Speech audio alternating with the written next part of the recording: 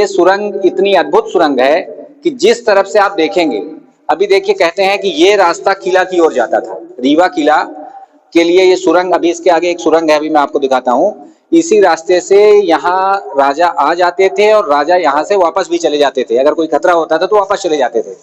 और ये रास्ता जैसे कि आप देख रहे हैं, ये एक इंटरनल नहाने की व्यवस्था थी, यहाँ पर पानी भरा रहता था। और सुरंग को अभी आपको दिखाते हैं इस तरफ से, तीसरी तरफ से आप देखिए कि यहाँ आवाज गूंज रही होगी हमारी, और ये भी एक रास्ता था। ऐसी सुरंग दुनिया में बहुत ही अद्भुत सुरंग है, जो कि देखिए नीचे बिल्कुल ठंडी है। अगर कोई खतरा होता था तो राजा लोग इसी सुरंग के रास्ते अपने किले की ओर चले जाते थे। भवन के नीचे जो सुरंग बनी हुई है उस पर अभी हम लोग चल रहे हैं।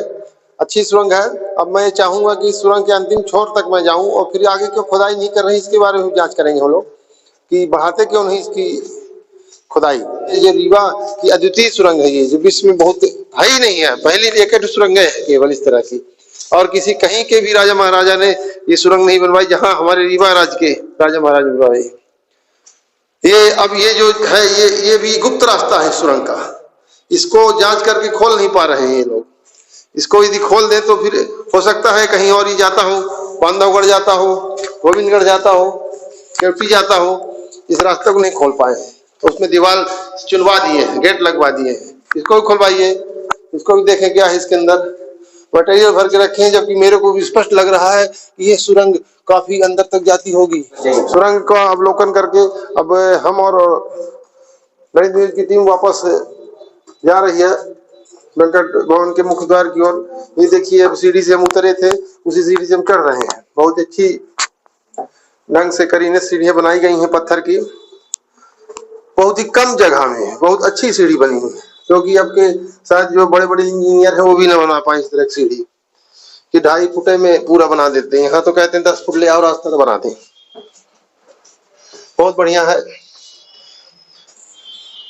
अभी सुरंग से हम लोग बाहर निकल कर आ गए हैं। ये गेट के सामने हम लोग खड़े हुए हैं, क्योंकि बाहर का ये नज़ारा दिखाई दे रहा होगा आपको।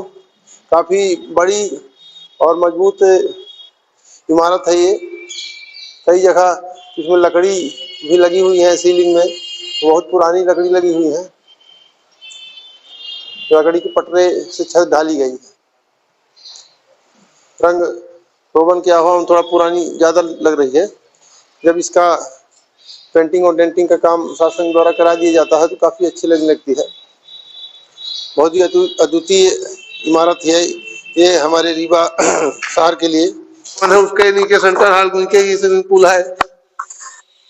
पुराने जमाने के हिसाब से बहुत बड़ा स्विमिंग पूल बना हुआ है, और इसमें बहुत ही लकड़ी का काम है। चारों तरफ लकड़ी का पुल बना हुआ है, उतरने के लिए लकड़ी की सीढ़ी है।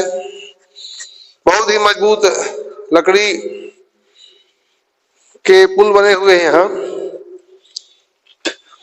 जिससे यह प्रतीत होता है कि जब ये स्विमिंग पूल में पानी करता रहा होगा, लोग उसका उपयोग करते थे। राजा महाराजा महारानी बहुत ही अच्छे ढंग से बना हुआ है। चारों तरफ दीवार में मूर्तियां हैं, मूर्तियों को रखने के लिए बाकायदे चेंबर बने हुए हैं। जैसा कि अभी आप लोगों ने देखा कि वर्षों पुराना ये अद्भुत स्विमिंग पूल जो राजा महाराजाओं के जमाने में बना था, और इसको पुरातत्व विभाग ने ले लिया है और यहाँ पर सभी लोग इसको देखने आते हैं। और अभी आप लोगों को दिखाते हैं कि कितने तरीके से कितनी नक्काशी। वकील साहब, आप कितना पुराना होगा ये स्विमिंग पूल? ये कम से कम 1000 वर्ष से और 1100 वर्ष के आसपास, मतलब हजारों वर्ष पुराना ये स्विमिंग पूल। और अभी भी अगर देखा जाए तो बताइए, आज के जमाने में जो स्विमिंग पूल बनते हैं टूट जाते हैं, पर ये इस स्विमिंग पूल को अभी तक कुछ नहीं हुआ। ये बहुत मजबूत बना हुआ है और इसकी देखभाल भी सरकार के द्वारा ढंग से की जा रही है, जिसके कारण ये सुरक्षित है। अभी तो ये पुरातत्व वाले ले लिए हैं, इसके पहले तो रानी महारानी वगैरह भी यहाँ स्विमिंग पूल में, तो उनका निजी था उस समय, तो मजबूती से उन्होंने इसको बनाए रखा। अच्छा। और यहाँ जो लकड़ी लगी हुई है बहुत अच्छी लकड़ी लगी है, बहुत मजबूत लकड़ी है वो। अच्छा अच्छा जी।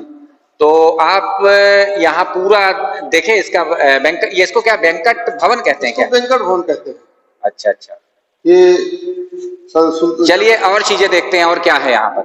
ये स्विमिंग पूल, बताइए यहाँ पर कितना पानी भरा जाता था।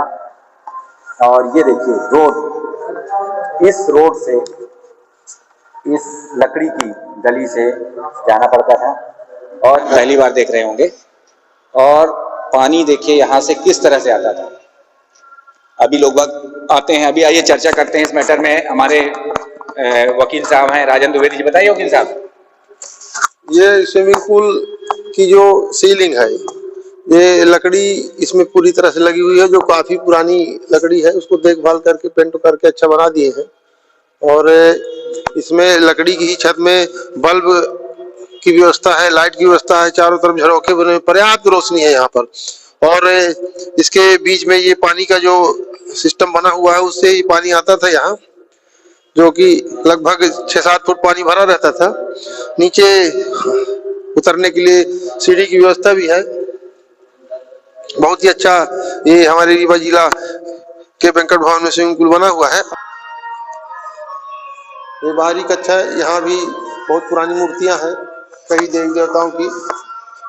ये मूर्तियां 10वीं 11वीं 12वीं शताब्दी की हैं। गुर्गी रीवा जिले की हुजूर तहसील के अंतर्गत रीवा से लगभग 16 किलोमीटर दूर है गुड़ मार्ग स्थित।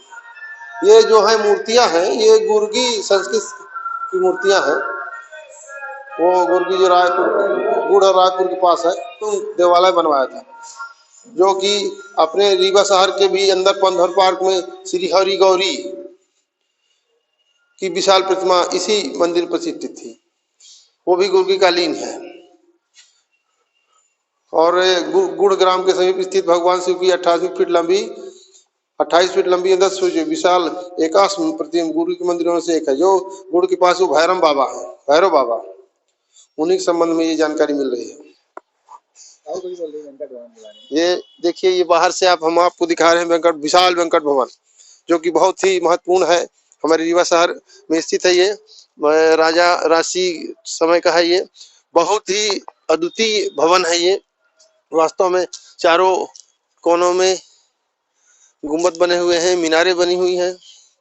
वास्तव में ये अपने जब इस समय रहा होगा इस भवन का, तो वो बहुत ही क्षेत्र में प्रसिद्ध भवन रहा होगा। ये कहा जाता है कि ये रानी महल भी इसको कहते हैं।